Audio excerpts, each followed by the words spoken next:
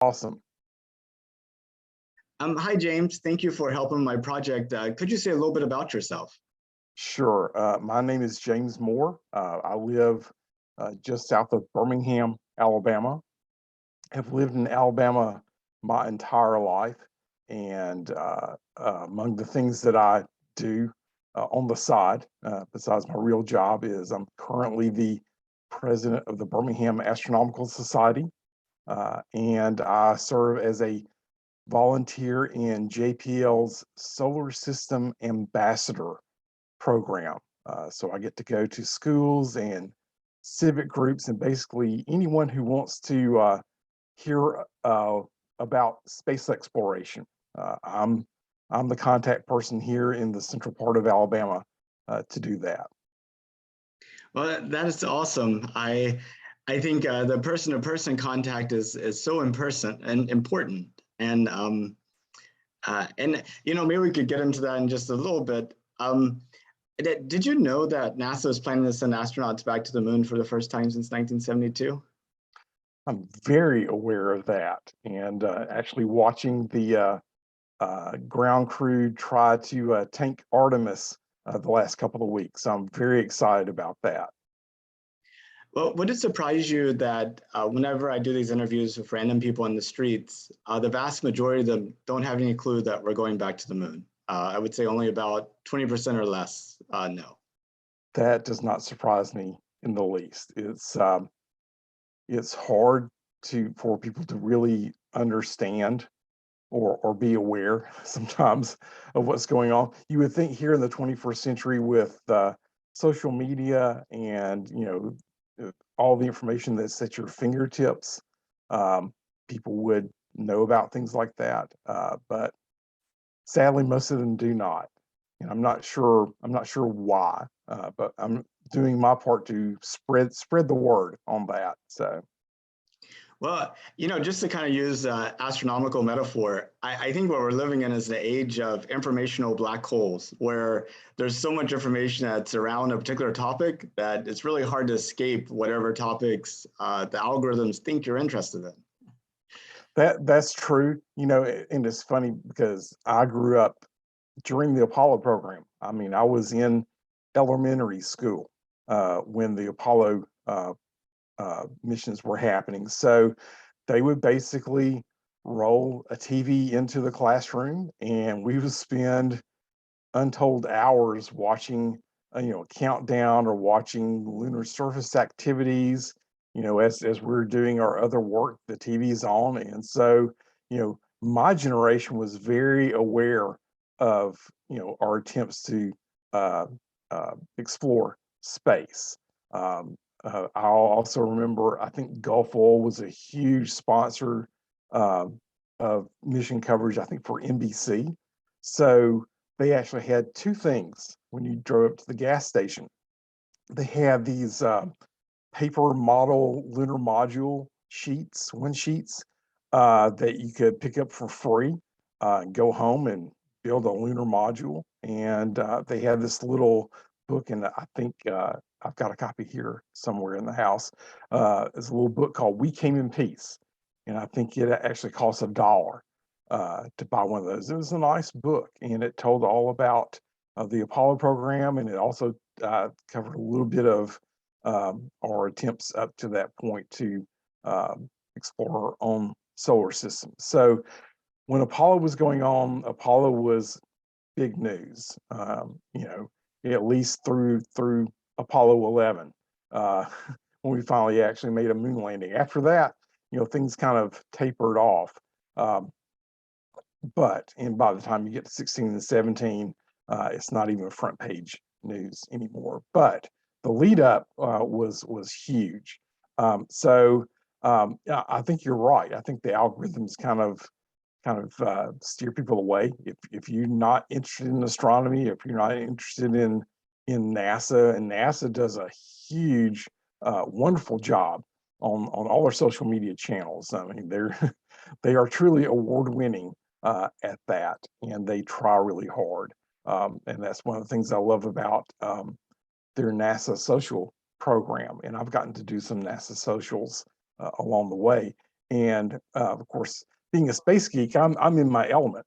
But what I appreciate is the fact that when I get there, um, the vast majority of people that are in our group are not space geeks. They come from all different types of background, but for some reason, it got their attention, and so they signed up.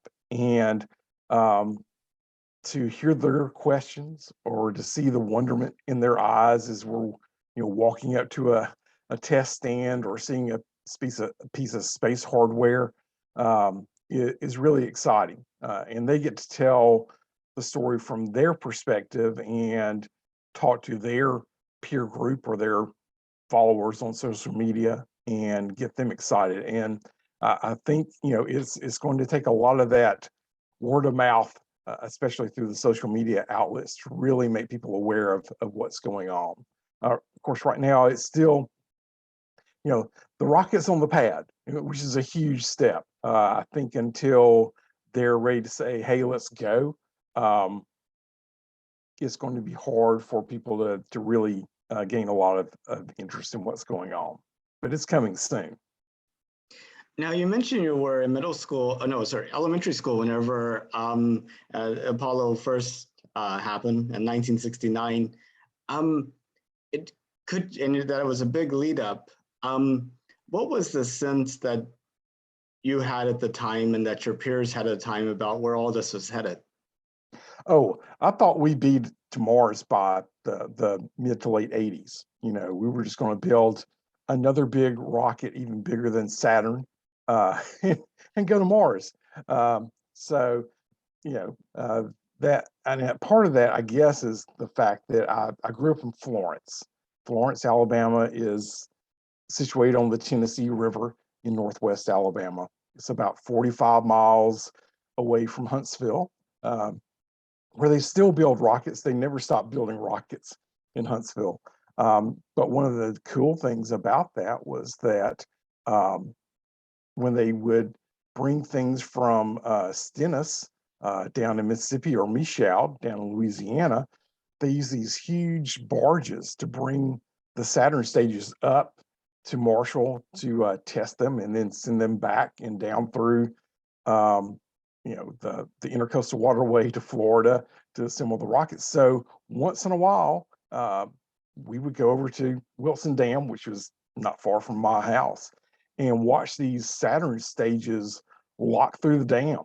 And that gives you some sense of scale as how big these rockets were. And so for me, it was just, this is business as usual. This is going to keep going. We'll just keep exploring the solar system. And I can't say that my peers thought that. There was some interest in that, with the other kids around me, but I think there wasn't a lot of um, thought about what would happen after we got to the moon and ran some missions there. But for me, I was ready to go to Mars. Did you think you would have opportunity to fly in space? Yeah, it's funny. Um, when I was a senior in high school, they make you write a life goal, for posterity. And so my life goal simply stated achieve low Earth orbit. I thought maybe that'll happen within my lifetime. I don't know, but I thought that was attainable. And um, sure enough, we're kind of on the brink of that now with space tourism. If you can afford to go, you can certainly achieve that goal. I don't have deep pockets, but some of these options look pretty interesting. And I think as time goes on, the price will come down, and who knows, maybe I'll get to take a little New Shepard hop up to space and back one day. I think that would be a lot of fun. Are you familiar with the Inspiration 4 mission? Yes, yes, and that was really cool to watch them just have a great time. and look out the little observation window at the top of the Dragon periodically. Uh, that's really nice. And that Dragon capsule, I don't know if it's truly as roomy as it looks when they're doing the live feed, but that seems to have a lot more room on it than an Apollo capsule certainly did. So that looks like a nice way to travel. Did you enter the drawing for a seat on that trip? Of course I did. Of course I did. And I've got a nice patch in return. But yeah, why not? Go ahead and I think I've applied for uh, a seat on. I think at one point there was a contest for a Virgin Galactic uh, seat too. So yeah, that's fun. Now, if it actually happened, would I be in shape to go? I hope so. But yeah, that would be a lot of fun.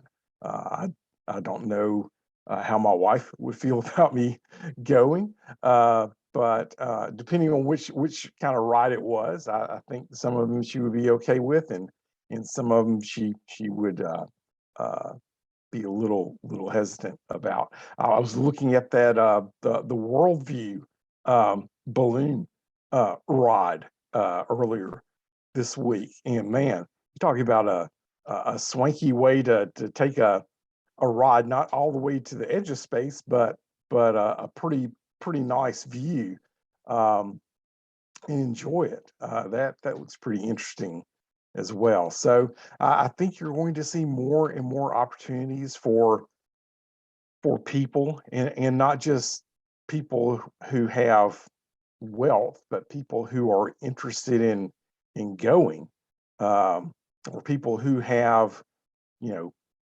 experiments or things that they would like to do that require a microgravity environment to finally have an affordable way they could even go to their university and say, hey, I need some time and some money to run this experiment, and this is the most affordable option for us to do it, and it gets us on a manifest quicker. What do you think? And I can see those projects getting green lighted rather than waiting for a commercial launch vehicle to do the same thing. So that's exciting to see. Space is finally opening up eventually for everybody, because everybody loves space, right? Well, I've heard various views on that point, but I wanted to see if this statement sounded reasonable to you, that the 2020s are going to be what the 1970s should have been with regards to space. As Obi-Wan Kenobi would say, from a certain point of view. Yeah, it's I think it's the follow up to the 70s. You're finally going to see opportunities open up for large scale exploration of space, and see a permanent moon base established. I don't know if you'll see um, a Mars flight that's crewed by the end of the 2020s, but you'll see some significant work made, some significant progress made towards setting that up. We've got a lot going on. It's not just the build up towards a crewed flight to the moon. You're going to see a bunch of lunar precursor missions happening, to make sure that the places that we decide to finally send people are okay or of interest. Again, growing up in the 60s, there were the Ranger missions and the Surveyor missions that were the precursors. We're going to see several players put robotic rovers and landers and all kinds of things in place. on the surface before we ever send people. I'm not sure how much of that's going to be publicized along the way, but that's really cool to see the buildup happening as well in the background. So, but again, my expectation was we'd be on Mars by now, and we're not. We're not anywhere near close to even even considering sending people to Mars yet. But it's going to happen at some point. I keep thinking about the astronaut experience of that first trip to Mars and thinking about how surprised the Apollo 8 astronauts were to see the Earth. I mean, those astronauts seeing the Earth disappear. I mean, I think on an intellectual level, we all understand that. But I think there's an emotional component that is just really hard to anticipate without actually experiencing it. Yeah, I've seen pictures from the different landers and rovers on Mars as they look back towards the Earth, and it's just this little dot in the sky, just like all the other little dots in the sky. And as an amateur astronomer, I walk outside, at night, and I can, pick out Jupiter or Mars or Saturn, with my naked eye. Um, just knowing that they look different than stars, but I'm used to that view. Um, Standing on the surface of Mars and trying to make sense of the night sky and pick the Earth out. I think the first time somebody actually sees the Earth, um, it'll be a moment for them personally, and I think for all of us too to see those clearer pictures, uh, and consider the magnitude of that moment. I can't imagine what it's like for someone to stand on the surface of Mars and look up and not see, the our moon, but see Phobos and Deimos, circling across the sky at different times as well. That's got to be just weird, uh, but but uh, but pretty cool at the same time. Yeah, it'll be a game changer for sure. Well, James, I know there's a whole lots of areas I would love to cover with you, but kind of short on time. But was there any particular thing that you would like to discuss that we didn't get to? Well, I just hope that people that listen to this will understand that it's an exciting time to be around right now because you don't just have NASA in the mix. You have all of these commercial providers like SpaceX and Maston and Astrobotic and all these other companies that are outside of the normal providers, doing some really, really cool work. And so, follow some of these companies and see what they're doing and see how they're involved in this overall um, attempt to explore space. Because um, what you'll find out is that there are a lot of people that now have the ability to do their little piece of research or reach out with even a CubeSat. I mean, you've got elementary schools and high schools and college students building CubeSats to send out. Look at things like there's a student launch contest that they hold up in Huntsville every year, where students build these huge rockets and they go out to this farm and uh, fire those rockets off, which is cool. There's a lunar robotic challenge that NASA runs, that the University of Alabama has won multiple times now. In fact, they hosted during the pandemic because uh, just that's just the way it worked out. They actually had the ability to do that, which was really cool. But to see the work these college students do, and they're preparing for the future, and doing things like that. It's an exciting time I don't have a favorite in the race. I'm happy for everybody as they make headway, whether it's NASA or SpaceX or Maston or whoever. It's just an exciting time. So be aware of what's going on around you on those fronts. Well, thank you so much, James. I really appreciate your time. And if you're ever in Houston and you have time, I hope you'll reach out. It's on my list, Nathan. Thanks for the time and thanks for the opportunity. Take care. You Bye-bye. too. Bye-bye.